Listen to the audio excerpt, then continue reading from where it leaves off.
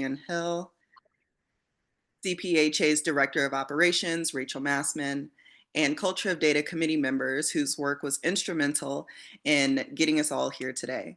In front of everyone, I want to say thank you for everything. This conference continues to evolve every year, and in my opinion, has been made even better in no small part to all of your hard work and dedication to planning this conference with me. I could not be more grateful for all of you and proud of what we have to offer this year. I also want to extend a heartfelt thanks and appreciation to all of our sponsors who help keep Culture of Data here for all of us to engage with. You will hear from them throughout this conference. To everyone in attendance, from all of us here at Culture of Data, we thank you for helping us kick off what we hope to be a truly inspiring set of discussions from all around Colorado. For the time being, attendees are all muted. There will be time near the end of this session for Q&A, where we will encourage you to unmute yourself to ask questions. You may or use the chat. If you're comfortable doing so, please add your pronouns to your Zoom name by clicking the 3 dots on your video square and selecting Rename. This year's conference theme is Data Science for Health Justice, Addressing the Social Determinants of Health. Our committee and leadership have put together what will be a galvanizing and impactful set of stories that will remind us why we do what we do. Our speakers will remind you that those we care about are in good and capable hands just like yours. It's our hope that as this conference moves forward, you will feel inspired, replenished, and engaged, ready to tap into the programs, projects, and people that keep us on the right path, the path of health equity and justice. I will now pass the mic over to our CPHA President and Executive Director. Good morning, everyone, and welcome. Thanks, Taylor. For those of you who do not know me, my name is Samantha Bertoman, and I have the pleasure of serving as the president of the Colorado Public Health Association. And on behalf of our board of directors, I'm excited to welcome you to the 2025 Culture of Data Conference. This is personally my 5th Culture of Data conference, and every year I continue to be impressed by the passion, dedication, and innovation that this event fosters. I'm especially excited for this year's gathering, and I'm so glad you're here. Whether this is your first time joining us or you've participated for years. Before we dive in, I want to take a moment to extend a heartfelt thank you to Ann and Taylor. Their incredible work has really brought this event to life, and their commitment to this conference and to public health is truly invaluable, and we couldn't have done this without them. This conference has always been a unique and powerful gathering, bringing together public health professionals, data experts, advocates, and community leaders who are committed to using data as a force for equity and justice. It's inspiring to see how each of you contributes to making public health a priority in our communities. Today, I have the pleasure of introducing someone who has quickly become a vital leader in this work, our inaugural executive director, Dee DePearson. Dee joined CPHA just a few months ago and brings with her decades of nonprofit leadership. She stepped into this role at a time of both great challenge and great possibility, and she's already strengthening CPHA's voice, building relationships across sectors, and championing the people and policies that keep communities healthy. Please join me in welcoming Dee DePearson. Thanks, Samantha. Thanks, Taylor and Ann. And really great to see everybody. I'm delighted to join you today.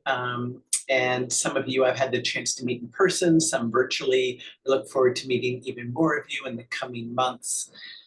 It's an honor to be part of such a dedicated community, particularly at this point in time, and to be here at Culture of Data, which I think I first went to 20 years ago in a Wayback Machine when I was working in another space, but was really interested in what was going on in Culture of Data.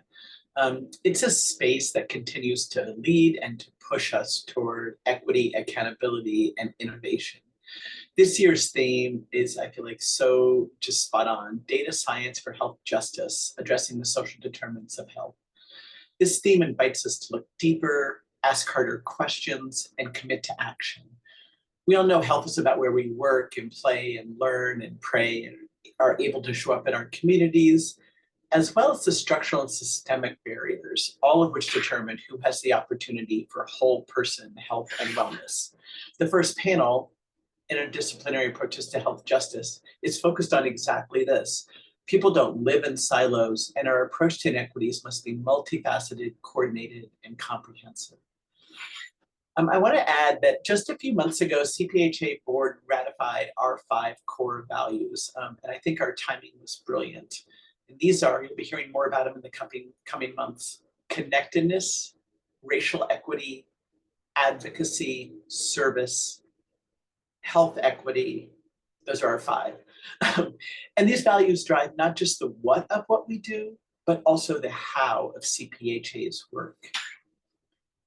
We're gathering at a moment of profound strain in our sector. There are challenges to public health authority, elimination of essential funding, attacks on critical programs that address racial and other inequities. And far, far too many of our colleagues have either lost their jobs or are facing job instability. It is a tough time. These are the lived realities of both public health professionals and graduating students. CPHA is about to embark on a process to really ask our members what they need from us at this particular point in time to meet these challenges in a rapidly changing world. So stay tuned for a little bit more about that. It's important to remind ourselves that data is more than numbers. It's people, it's stories, it's evidence, it's guidance. When we use data with care and intention and a deep, deep commitment to equity, it becomes a tool for rebuilding programs and rebuilding systems and rebuilding trust. At CPHA, we are just launching, I think the link is up on the website now. Thank you, Ashley. We've launched a story collecting initiative about the impact of federal executive orders and policy decisions that are undermining public health. These stories, your stories, are critical. They help us tell the full truth to policymakers, to show the human cost of disinvestment, and to advocate for the future we all want and need. If you have a story to share, we'd love to hear it. And we'll make sure you know where that link is.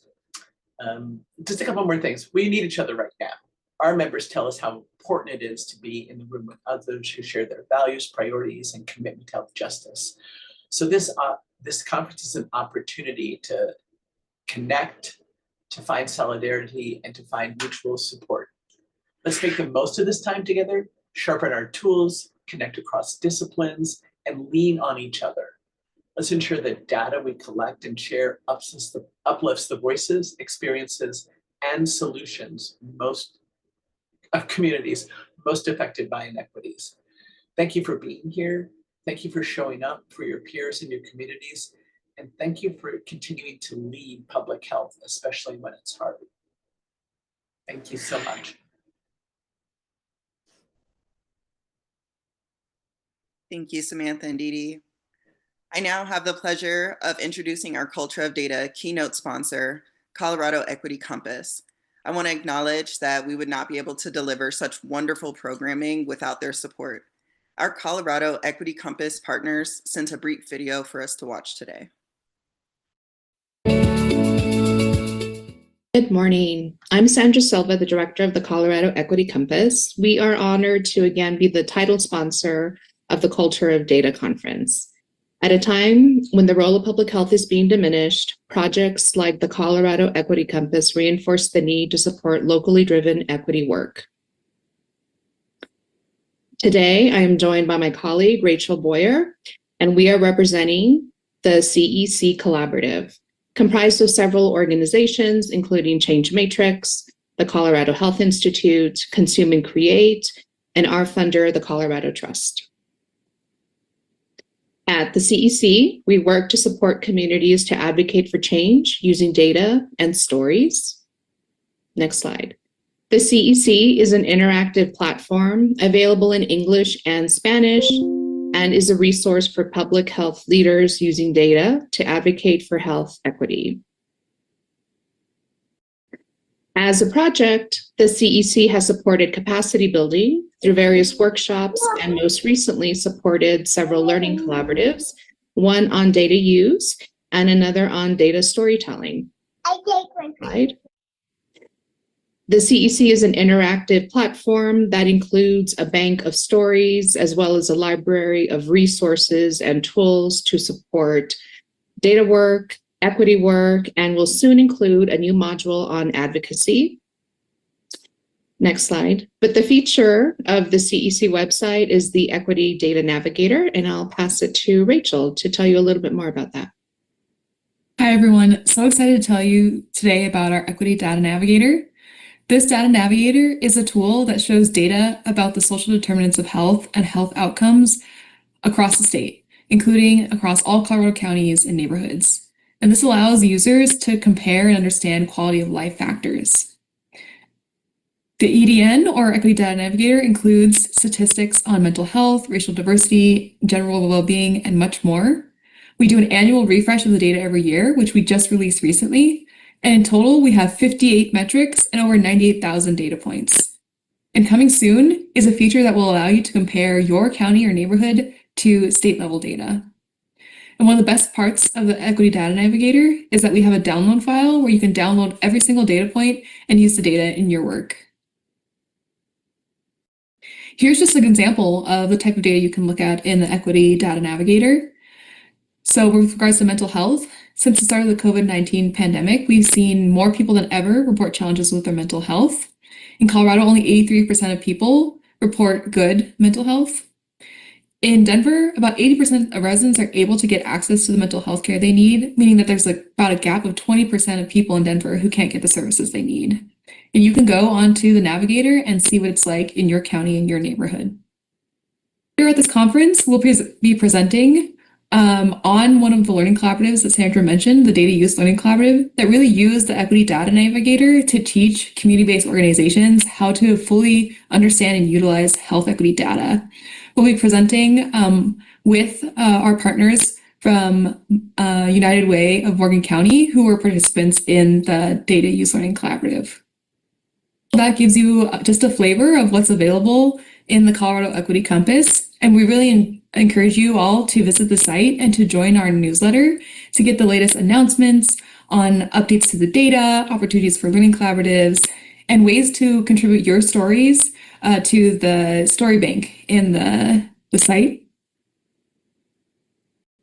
You can also stay connected with us, of course, by visiting the website, giving us an email, or following us on our social media. Thank you so much for listening, and we hope you all enjoy the conference.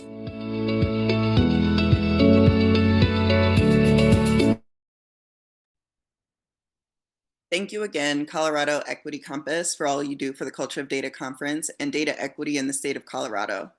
I will now pass it over to our moderator for this panel, CPHA's Health Equity Officer, Melody Lowe. Thank you, Taylor, and good morning, everyone. Good morning, good morning, good morning. My name is Melody Lowe. I use she, her pronouns, and I am the Health Equity Officer for the Colorado Public Health Association. I'm pleased to welcome you to the opening panel of the Culture of Data Conference, Interdisciplinary Approaches to Health Justice. We're thrilled to have you here as we set the stage for a thought-provoking and action-oriented gathering. Health equity is not the work of one field, discipline, or sector. It requires collaboration, creativity, and commitment across many domains. Today's discussion will highlight how diverse fields, environmental health, maternal and child health, education, and food security intersect to shape community well-being. Our esteemed panelists will share their expertise on the power of cross-sector collaboration in addressing structural inequities and improving health outcomes. Throughout this conversation, we'll explore real-world examples of how integrating data and sharing insights across disciplines can create actionable solutions for advancing health justice. We hope this session will deepen your understanding and inspire meaningful partnerships and strategies you can bring back to your work. Before we begin, I'd like to invite you all to join us for a powerful series designed to deepen your understanding of anti-racism and health equity and public health. Hosted by CPHA The Anti-Racism and Health Equity Training Series is open to CPH members for free and non-members for $5 per session. Each session features a dynamic thought leader offering practical tools, lived experiences, and transformative insights. Whether you're new to this work or a seasoned practitioner, these sessions will spark dialogue and drive action. On May 29th, from 12 to 1:30, we will have Brandy Davis present on community in times of funding crisis. On June 24th, from 10:30 to 12 p.m., we will have Dr. Dawn Robinson present on Black maternal and infant mortality in the US and Colorado. If you have any questions regarding any of these sessions, please email us at info@coloradopublichealth.org. Now, here are a few housekeeping notes for this panel discussion. Please make sure that you mute your microphone and hold your questions until the end of the session. At that time, add your questions into the chat or feel free to come off of mute. Now it is my honor and my pleasure to introduce our panelists. First, we have Dr. Jared Ivanich. Jared, can you wave your hand for everyone, please? We have Charlie Kessler. Charlie, can you wave your hand as well? And then finally, we have Dr. Cherie Walker Ravenel. I will give them a moment each to share their pronouns, tell you where they are employed, and share just a little bit about themselves, starting with Dr. Jared. Thank you. Yeah, thanks for the introduction and the opportunity. As stated, my name is Jared Ivanich. I'm an assistant professor at the University of Colorado, Anschutz Medical Campus. I'm work in the Centers for American Indian and Alaska Native Health. I'm an enrolled member of the Metlakatla Indian community from Southeast Alaska. My work focuses on mainly social network analysis, how tribal youth are connected, and how those social connections are in and of itself the kind of the power, the strength that's already existing in tribal communities that we can leverage to reduce substance use and suicide in tribal communities. So thank you, Dr. Jared. You're appreciated. Now I will pass it over to Charlie. Hey y'all, Charlie Kessler. I use they, them, and AA pronouns. I'm the community justice manager at the Colorado Blueprint to End Hunger, which is a statewide collective impact organization that focuses on food sovereignty. And so my role there is largely based around mobilizing community members who maybe don't have all of the advocacy experience and supporting them in state level and federal level policy making and advocacy efforts around that, specifically around food, but it's, you know, an intersectional issue. And so we cover a lot of broad topics there. And then I also do a lot of capacity building with grassroots organizations and supporting them in their advocacy efforts as well. Thank you, Charlie. Now we will have Dr. Cherie. Good morning, all. I'm Dr. Cherie. I'm the executive director of BPUF, and that's Black Parents United Foundation and Brown Parents United Foundation. Our work focuses on our Black and Brown community and disproportionately impacted community. We serve primarily in the Denver metro area. Our office is in Aurora, in Commerce City, and we also do work in Denver. The areas that we focus on primarily is environmental justice in our Black and Brown communities. When we think about environmental justice, we can't separate health equity and the health inequities. So it is very important that we bring that awareness to communities of color, especially Black and Brown folks, because we are the ones that are impacted the most around the health equities. And as we go along with the panel, I'm definitely open to sharing my lived experiences and how BPUF started. But we have been working even tirelessly now just because of all the transitions and what's been happening in the federal government around a lot of the health inequities. We focus on education disparities as well, because we realize that you cannot separate EJ, health equity, and education from each other. A lot of these works and these programs intersect with each other, even with food justice. So happy to be on the call, and feel free to. I'll put my information in the chat again if you guys have any questions, and I'm excited to be here and to be a help of anyone that needs it, or you can take it back to your community so we can be better as human beings. Thank you. Thank you, everyone. Wonderful introductions. Now let's get started with our discussion. The Colorado Public Health Association is working to become an anti-racist organization. This commitment drives us to actively confront and dismantle systemic racism within public health, championing equity and justice for all communities across the state of Colorado. In your work, how have you advanced equity and justice in public health? What actionable steps can CPHA members take to support these efforts?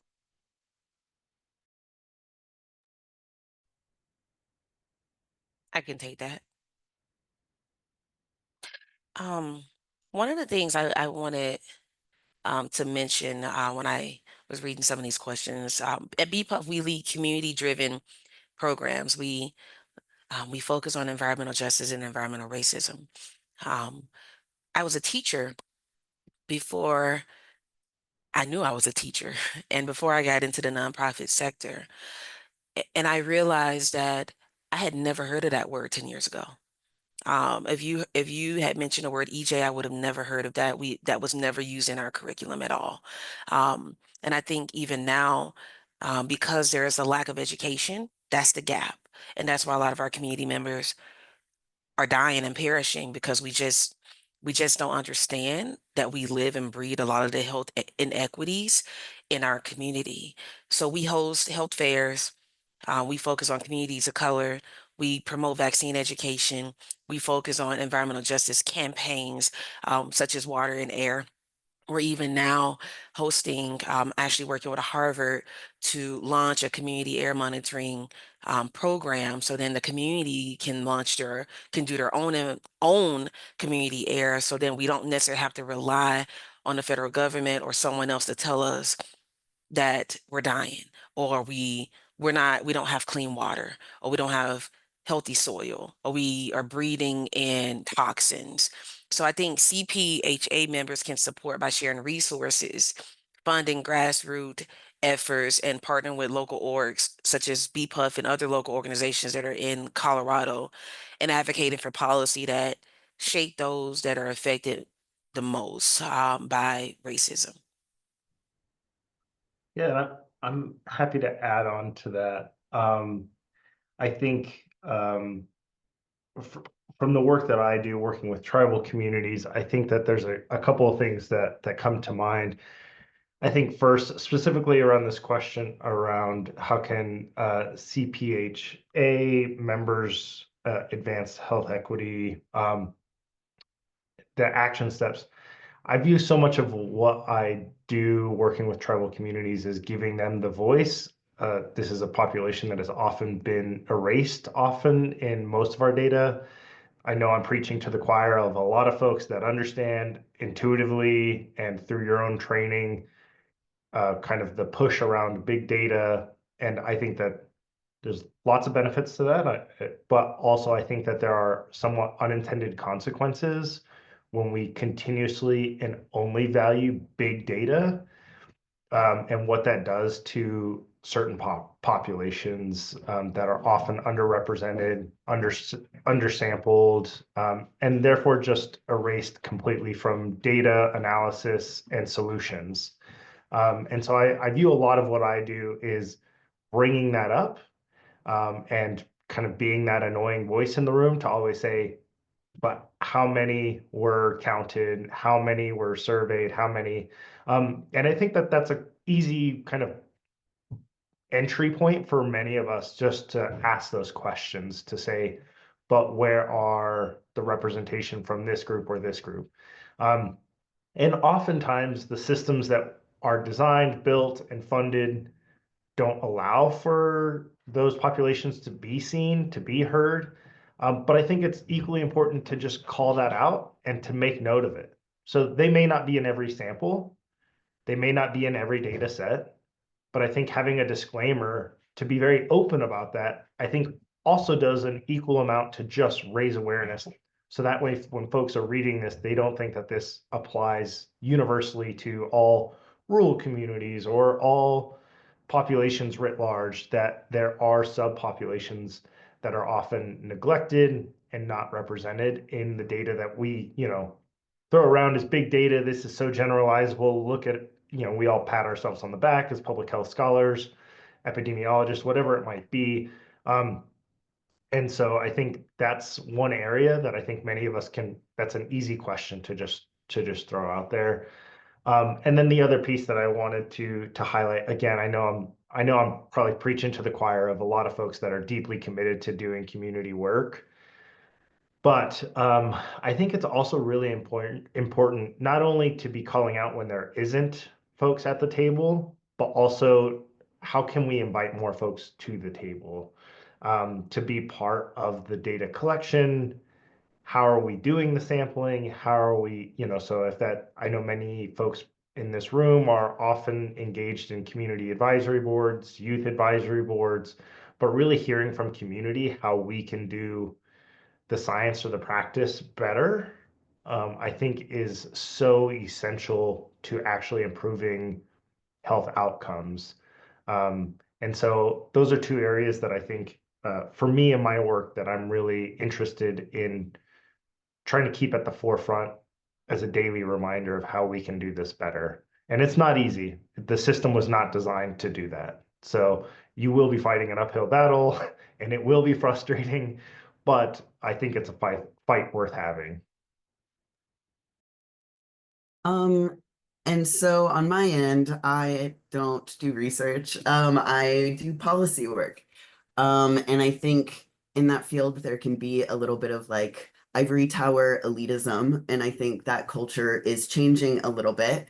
But I think the way that I have most advanced equity in my work is through my work in supporting community members give testimony at the state capitol.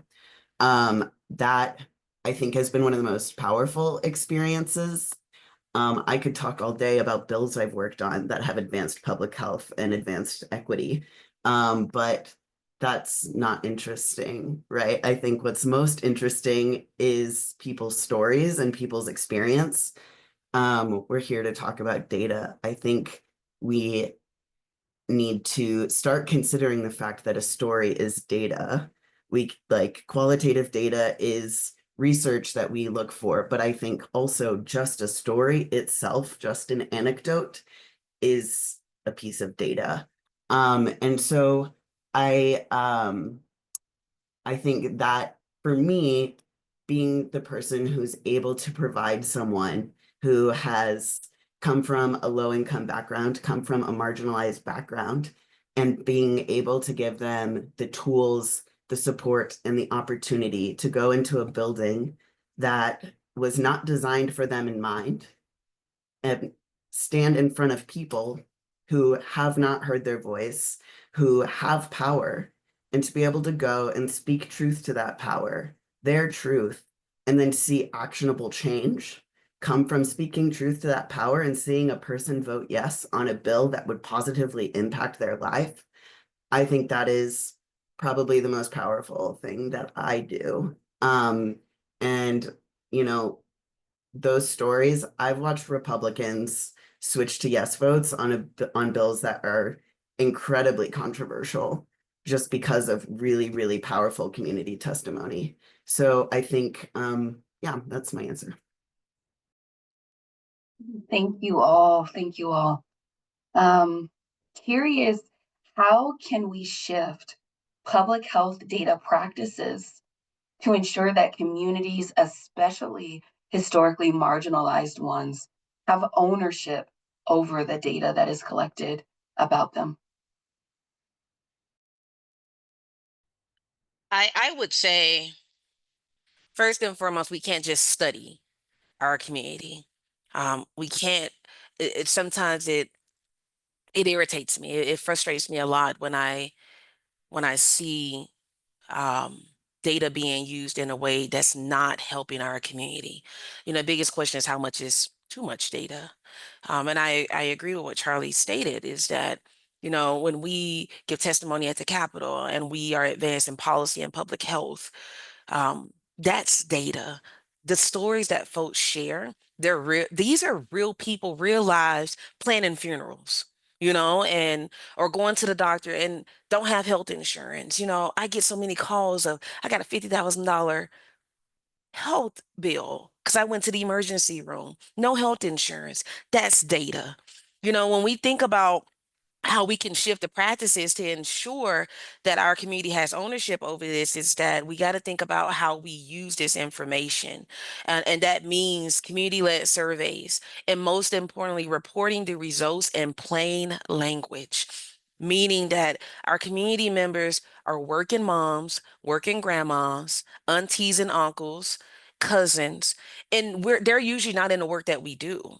So they don't have an understanding sometimes of what this information needs. So we need to make the data in layman terms. And that's how I was able to understand it. Unless someone told me, Cherie, where you live on Kofax, your zip code, 80010, your daughter was diagnosed with asthma, but had her first asthma attack when she was 3, and they did not diagnose it until she was 5. That's data. I was specifically said that is environmental justice. It took that information. It took all of that lived experience for me to understand what that even looked like. That's the health inequities. When one of our colleagues had mentioned her cousin got COVID, that they thought that the baby literally got COVID from a baby that they were babysitting, thought that the baby had a common cold. The person that perished had sickle cell, did not even believe in the COVID vaccine, passed away when he was 32 years old. These are lived experiences. This is data. But think about it. I'm sharing this information with you guys on here, but that's someone that has to live. That person had a mom, had a dad, and a child.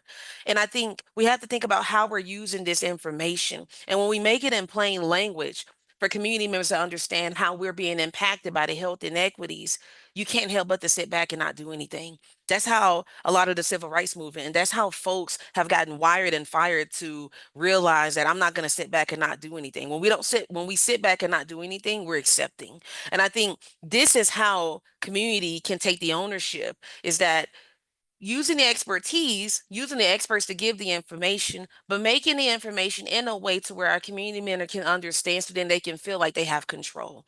And I think this is the way that we can ensure that our community, specifically our historically marginalized ones, have the ownership of the data that's collected about them. Because too many times, especially when I was in Mississippi, I was born there. There was research that was done about community members. I called those community members that were being researched, had no idea that they were being researched. And, so I think about what are we using this information for? And are we helping those community members? And I think this is how we can take ownership, being transparent, making information in plain language, and not just making making the data to help community members and not just study them. So that's my intake on how we can take ownership. It's just a live experience because it's too many of my people are are are sick and passing away and have no idea that we have control because we don't know that we have a seat at the table. Yeah, I feel that passion. I feel that love for this. So I just want to build on that. I think I think oftentimes we think of science as like happening up here, and then it can make it to community or it can make its way down to grassroots organizations. And I just fundamentally disagree with that approach. I think that there are so many lessons that can be learned at the community level and flipped to teach science how to do something better. And I think this is one of those areas for me that I think can really teach science how to do this better. So when we talk about data ownership, again, to a hammer, everything looks like a nail. So I do tribal work. I work with tribal communities. So that's where my examples often come from. I also recognize that tribal communities have tribal sovereignty, which is a different political designation and has a set of opportunities that may not be afforded to all communities. But I think that the lessons learned around how tribes are now requiring that the data come back to them and not go back to NIH, not become publicly available, how they've been able to have that fight is one that I think a lot of other communities can partner with tribal communities to say, how have you done that? How can we do that? And that's not to say that it's perfect. There are over 574 federally recognized tribes, each of which have different histories, bandwidth, capacity. So some tribes are much further along in that data sovereignty than others. And so but I do think that we can all learn together of how to do that more equitably. And then, so I think that that's actually a really exciting kind of cutting edge area that I think many folks could learn. And then the other piece that I wanted to build on is this piece around dissemination. So in addition to making it plain language for an accessible language, I can't tell you how many times I've gone to tribal communities and we're doing report outs or we're starting up projects, and a lot of folks are angry, rightfully so, right? Like, I was part of a study 20 years ago, I was part of a study last year, and I never saw the data. What did you do, right? And I've known some of the folks that run those studies, and I know that they're well-intentioned. I also know some of the folks that are maybe not as well-intentioned. But I think even when you're well-intentioned, it's really difficult to disseminate data effectively across folks who are just trying to put food on the table, right? And so I think we're really good about, getting the data out in kind of scientific journals, or even, I think, for specific audiences. But I'm wrestling with trying to figure out. I have not figured out. If someone else has, please put it in the chat and tell me how to do it. But really, how do we make sure that data can meet people where they're at? And I also think it's important for us to recognize we will not be able to get these stories, data out to everyone. And it is okay for us to take the lumps every once in a while. If we're going to rebuild trust, you have to stand there and say, I'm sorry, what can I do to make it better? How can we make sure that this data, this information gets back to people that you think it should get back to? Even when you think you've put in the effort, even when you think you've disseminated it, even when you think you've gotten it out there, I think it's really important to just continuously ask the question. And you'll do that thing, and then the next time you'll come and it won't have reached everybody, and they'll be mad, and you've got to just say, great, but how can I reach them? And I think that's important for us to do that. I view that as an honor and a responsibility. We've got to get better at this. And if we just dig in our heels and say, I'm only going to put this in scientific journals, it's not going to do it. So those are the two areas I wanted to highlight.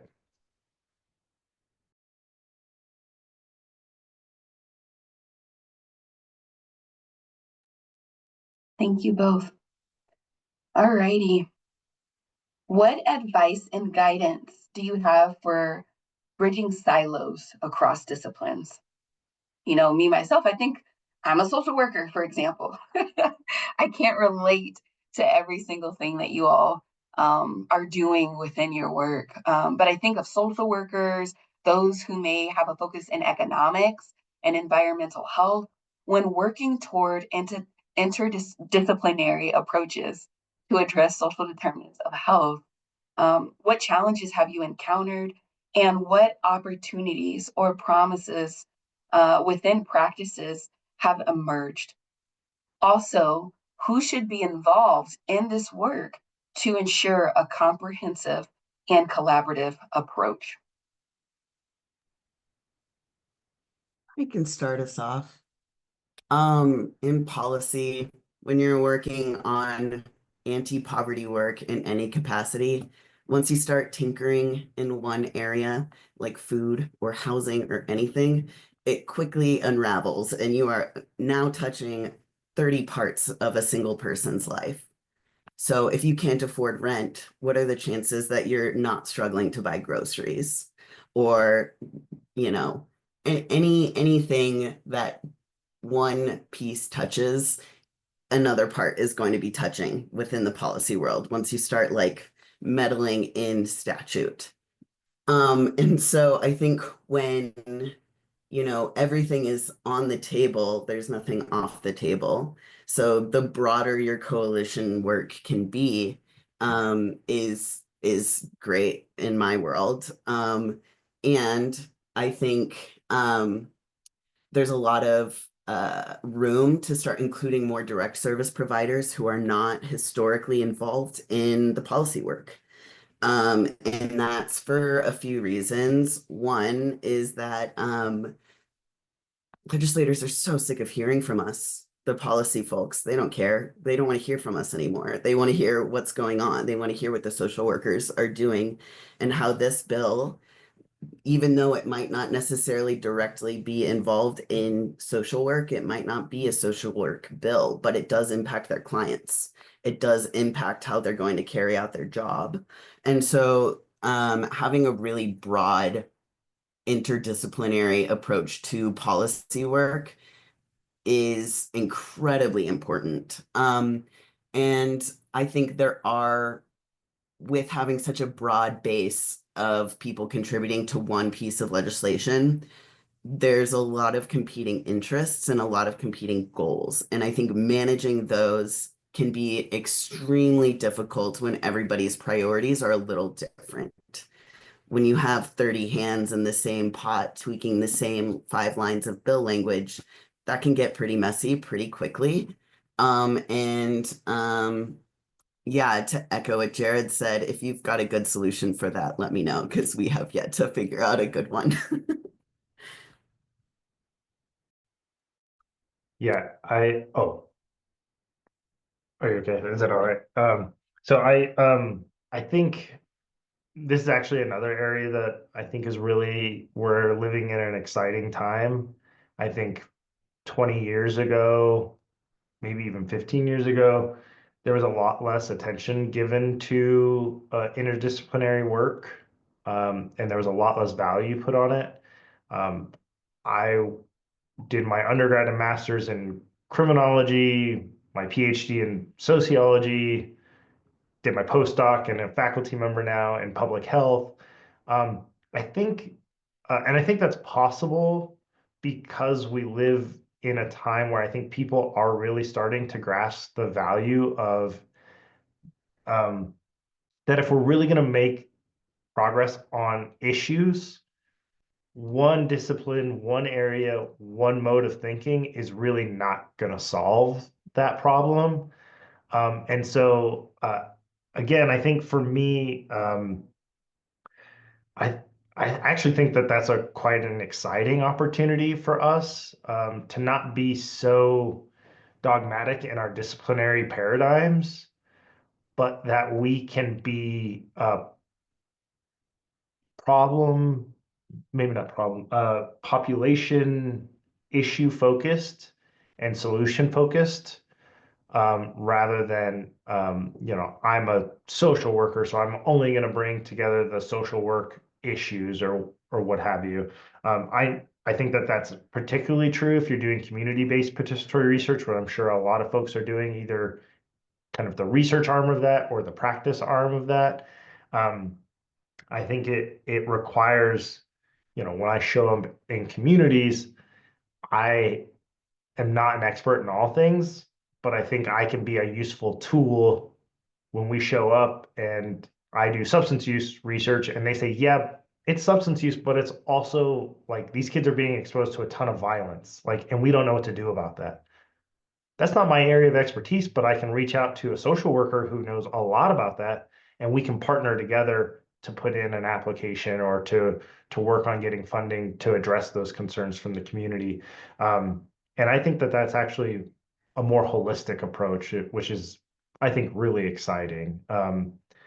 How we do that moving forward and continue to build those things is, I think, another challenge. But I do think there have been a lot of steps towards moving towards those solutions. I think also It made me think about when I say teacher, I'm always a teacher and I'm always a learner. When I was in the classroom, I guess I would say that with high school students and middle school students in Denver and also in Jeffco. Um, when I transitioned out of that role, and then I went more into focusing on we need to get more teachers of color in the classroom, teachers of color in education. And I transitioned after that. And then I started working more with BPUF because I was doing both. I was juggling both and I was just volunteering for BPUF at the time.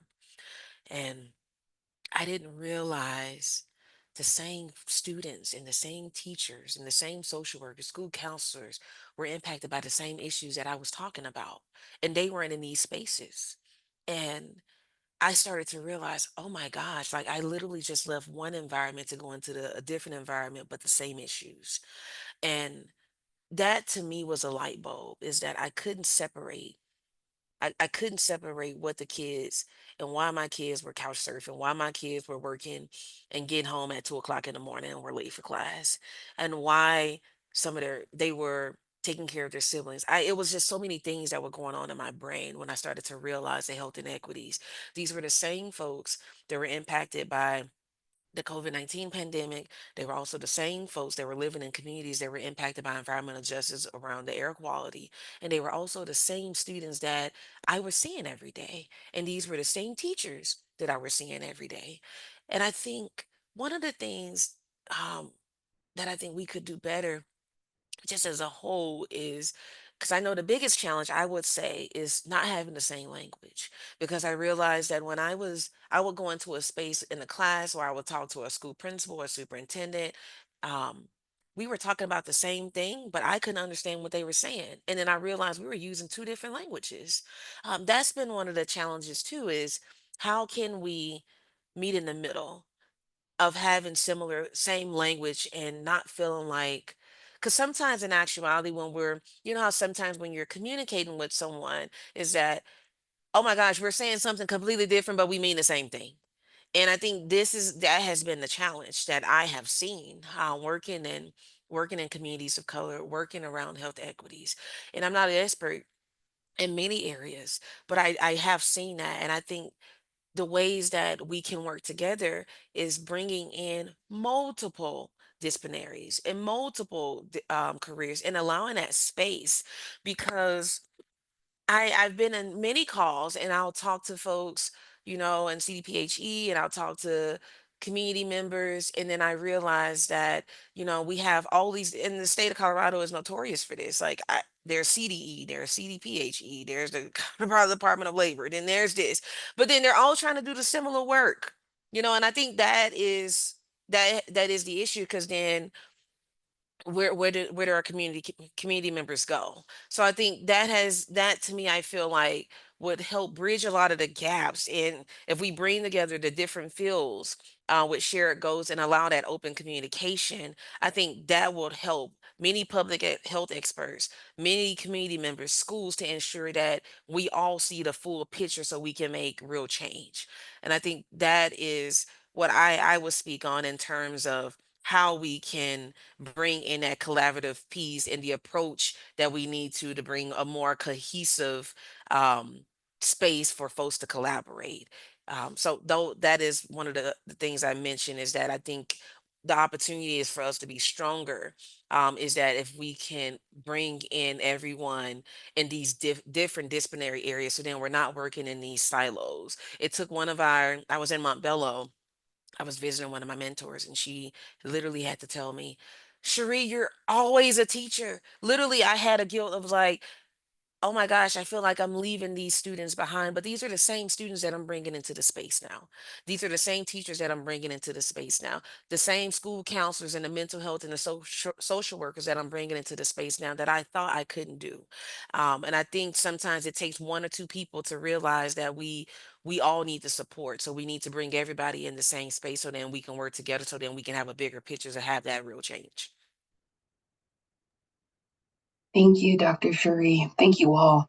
Um, as I was reflecting on your responses for all of the questions, as a social worker, you made me think of trauma. And so I'm actually going to pivot a little and ask a question that kind of aligns with trauma, given where we are right now.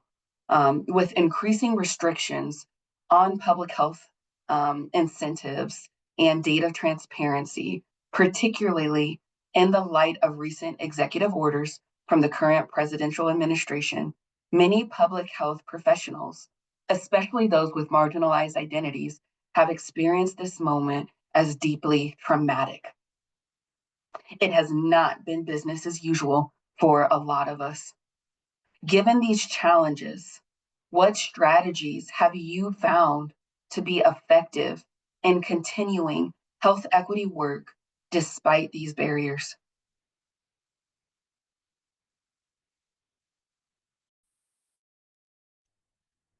I go back to being my authentic self and being honest with myself, taking off the doctor hat, being a mom, and just being Cherie. And it takes me back to when I was 12 years old, when my dad passed away. And I think when I live in those moments and when I talk to many youth and I talk to adults, and it's heartbreaking, and it makes me it makes me see myself and my humanity. And I think that to me has been the way that I have been encouraging and getting through to our community is that we cannot give up.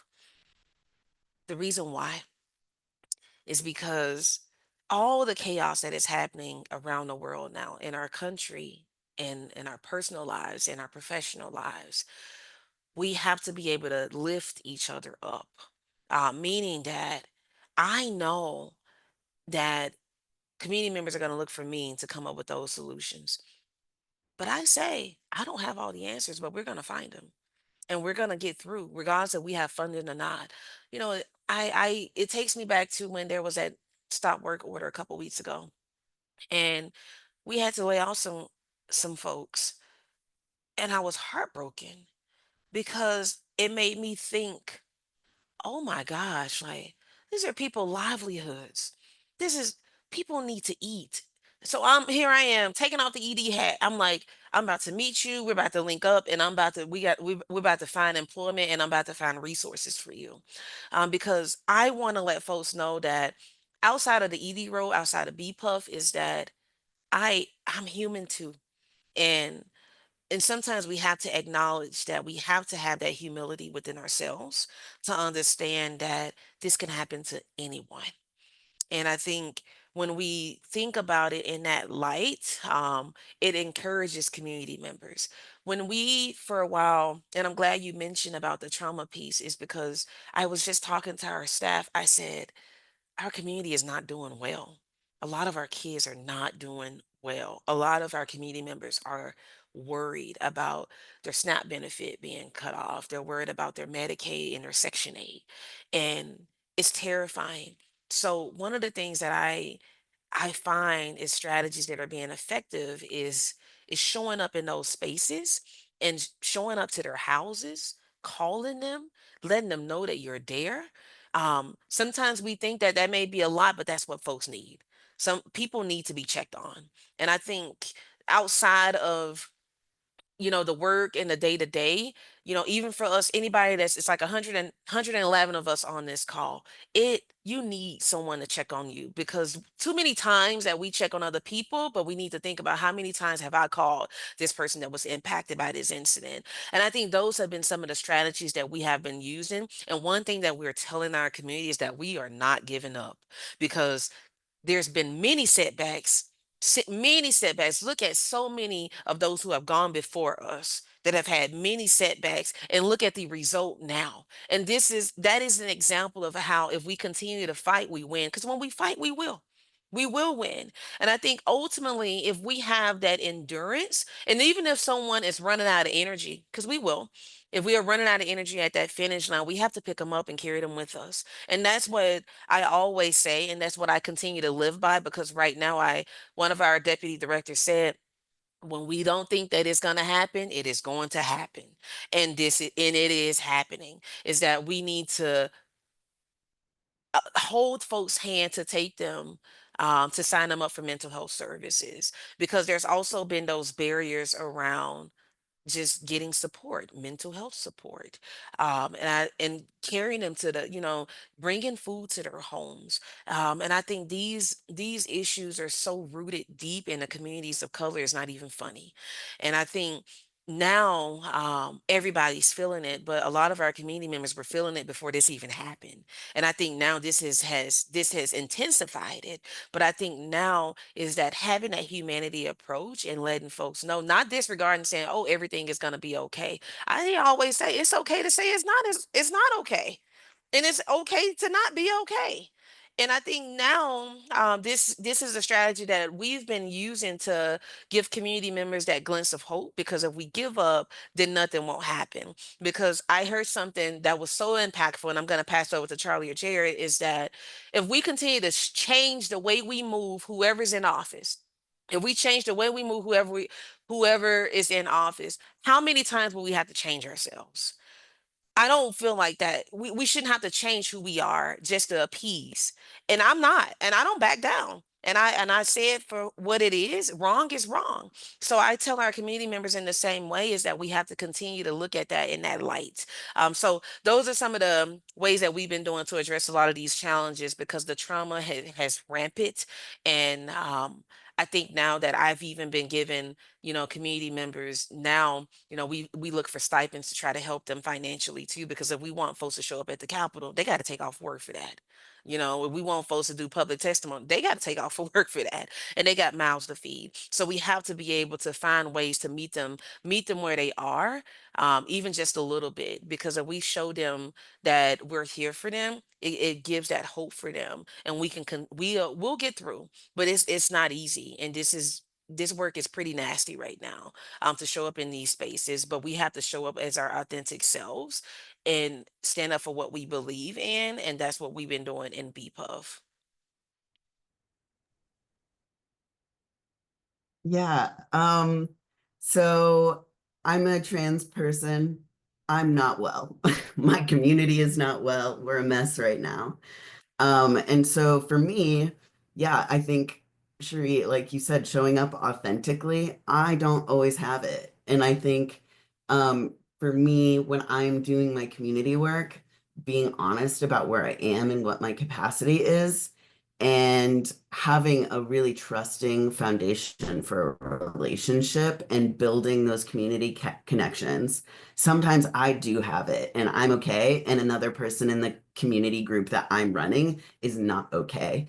Or, and I think having those connections and having like a real community that's able to come together, um, I don't think I don't know. I see all these things about like we can't give in to despair. I don't know. I think we can indulge that a little bit sometimes. I personally, I am a very emotional person. Sometimes I feel a little despair, and I think allowing yourself to be in that allows you to move past it, right? And in those moments, leaning on your community members who aren't despairing in that moment, and knowing that when they're in their moment, you'll be there for them and you'll be able to lift them up, and not in a, oh, it'll get better kind of way, but in a like, I see you and I've got you kind of way. And I think that is the main thing that is kind of keeping me afloat in this work that can be really heavy and really difficult. I mean, working in politics right now feels bad on top of everything else I was talking about. It's not hopeless. It just is a lot. We're tired, we're all tired. Public health is an entire field that's under attack right now. And we have each other and we can give each other grace and we can give each other, the love in our hearts. And I think that's what we've got. And everything else is just kind of background noise as far as I'm concerned. Yeah, I love what both of the panelists have put in there. I don't want to add echo too much of what's already been said, because I agree wholeheartedly. Just 2 points I think that are still coming to mind is, I think, a reminder that we're still only 3 months into this. While I appreciate the question and we've heard some amazing answers, I think it's also okay not to have the answers yet. We're 3 months in and it's changing every day. So I think sometimes we put this pressure on ourselves to have the answers, and like we're figuring it out. Like these are systems that have been in place for years, decades, or more, and they've just been dismantled with a flick of the wrists. And so it's okay not to have all of the answers. I think is something that I'm continuously reminding myself. And also to Charlie's point, like giving grace to others when they don't have the answers, when I feel like they should have the answer. They're also figuring this out for the first time. But also something that I've been reminded of is, at least in the work that I do, working with tribal communities, um, this has somewhat been status quo for a very long time. It has intensified. It is being more difficult, but like these systems have not been made for American Indian, Alaska Native folks, for trans folks, for Black and Brown folks, right? Like these systems have never been designed where this was just easy sailing um, at any point. Um, so I also think our communities have a lot of resilience, have a lot of the answers, and have the ability to think creatively to overcome these issues. Is it fair? Is it okay? Are we all just going to be smiling through it all? No, like 100% not. But I do, I just want to echo what the panelists have already said. There's a lot of collective strength in the community that you have around you. Let's rely on that. On the human side, I think on the programmatic, nuts and bolts, mechanistic aspects of how we get through this, I think we're all figuring it out in our own little worlds, and that's okay. Like we're not going to know for a minute. Um, but but I do think going back to those human elements that have already been touched on, I think is beautiful and has been beautifully stated. So thank you. Thank you, thank you, thank you. For everyone attending this panel discussion, we have about 10 minutes for additional questions. There's one question from Allison in the chat that I will read for you all. I really love the point that multiple panelists made about stories being data. I feel like there are also so many ways that stories can be communicated these days over social media, podcasts, in person, etc. I'm wondering if the panelists have thoughts about what are the best communication channels for public health to use to engage more with communities. Was that Allison's question that you read in the chat? Allison, thank you for asking that. So one of the things that we always say is showing up. Showing up to events, showing up in tabling multiple times. It cannot be a one-off or two-off. It cannot be a meet and greet meeting one time and not meet ever again.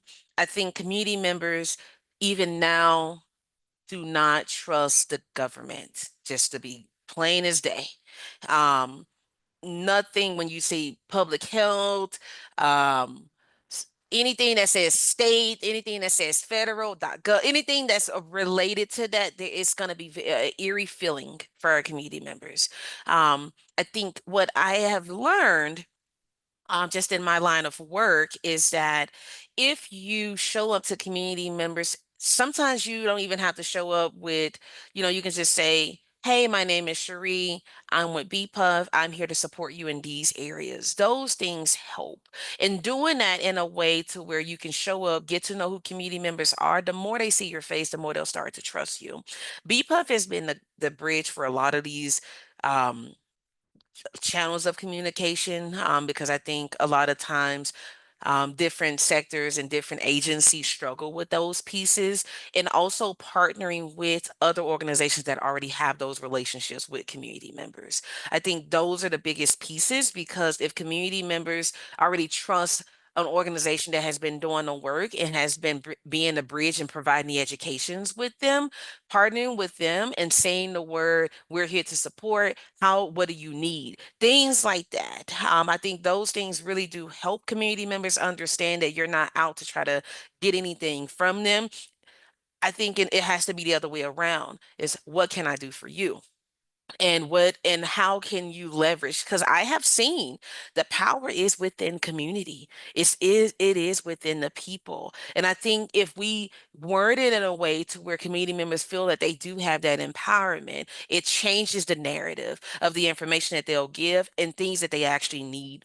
Because in actuality, you need both. You do need the public health piece, like Colorado Public Health, and you also need community members. So it can't be that separation piece. So I think those are my thoughts on the best ways to build that channel of communication, is showing up to the spaces and making those connections with nonprofits, even if it means cold calling, reaching out. There has been many times to where I have gotten random emails, random phone calls of, hey, I was online. I just would like to meet up and learn more about your organization. And then the rest is history. So I think those are pieces that I think will be great, and also allowing communities to come into the space. Like when we think about, like when Charlie mentioned, when you will be surprised at how intimidating it is for community members to know that they're even welcome to do a testimony or public commenting or going to the Capitol. Community members don't know that they're invited to these spaces. So I think we have to be able to let them know that they are, in a way to where they feel safe. Yeah, I'd love to just add briefly. I think so it's a tough question, Allison, mostly because every community is going to be different and what every community needs is going to be different. But I think to Cherie's point, I think communities do have the answers. So this is a bit of a science, like you can tell I'm a scientist here. I also think instead of like trying to figure out and like have a perfect framework of how you can reach every audience in the community, because it's going to be nearly impossible, I think is like, let's collect the information and data on how much improvement that has in community by giving them a voice, by giving them a space, by doing those things. And then let's go talk to the powers that be and show them how much better the science is, how much better the policy is, show them how much better the practice is. Because like I said, these systems weren't designed for that. So we're often doing it kind of haphazardly with some loose funds in a way, or you're paying for it out of your own pocket, right? Like you're doing these things, but like let's inform the system to change the system to allow you to be able to go into the communities and say, where should we be? And they'll tell you, you know what I mean? They will let you know. So instead of having the perfect, like, oh, you have to hit A, B, and C, I think like when you're meeting with A, B, and C, collect that data and then show it. Say like, this is the results. This is how much better the program is, or the data is, or whatnot. And then I think they're going to be much more inclined to allow you to have that budget line item to go see, community X, B, and D, or whoever it might be. That's my initial thoughts, but Yeah, I think along those same lines, Jared, like just what do you have the capacity to do? You might not be able to get, Facebook ads, but you can do whatever, you have an Instagram account, like it's what you have access to. So many of us work for very small organizations that only have so much capacity to communicate out to as broad of an audience as we're able to. So that's a big piece of it. And on the back end, because I think I initially misread the question, but I do still want to say it. I understood it to be like, what is the best channel to share these stories? And so I, to that, wanted to say the channel that is consented to. Because just because someone shared their story with you does not mean they consented to a news outlet to share that story, does not mean they consented to a video, does not mean like there are levels of consent. Did they consent to their full name? Did they consent to the city they live in? All of these things, like a misplaced story can really derail a life if it's not handled with care and compassion. I was recently at an event in Boulder that I was supporting an organization who had put together just a meet and greet with city council members at a public library for people with living experience of food insecurity to come and talk to their city council members about it. It was a very low stakes event. There was no press. It was just 3 city council members at the library. And at the last second, like 10 people bailed. It was a ghost town in there. And it was just because people were so scared. And I think it just really like hit home to me. Like it wasn't even like, it was just people afraid to lose their SNAP benefits. That was it. Just all of this rhetoric going on right now has people really freaked out. And so I think just as we're talking about stories, I would be really remiss if I didn't bring up the consent issue with those stories. And that's, even though I misread the question, I'm gonna end on that note. Carly, you are all good. Thank you so much. Can all of the people attending this session show our panelists some love? Hearts, celebrations, use the emotions on the bottom. My heart is full, and I am so grateful to have had the opportunity to moderate this panel discussion. I do want to acknowledge that Taylor put in the chat their contact information if you would like to ask them more questions or stay connected with them. You can connect with them by email or LinkedIn. At this time, I am going to pass it over to Taylor. Thank you all so much. Thank you so much to our keynote speakers. It's so wonderful having you here and to hear you all speak and have this such robust discussion to open up this conference for us. I also want to say thank you, Melody, for moderating this session, and to our audience for attending and engaging in the Q&A. A few short announcements before we head out.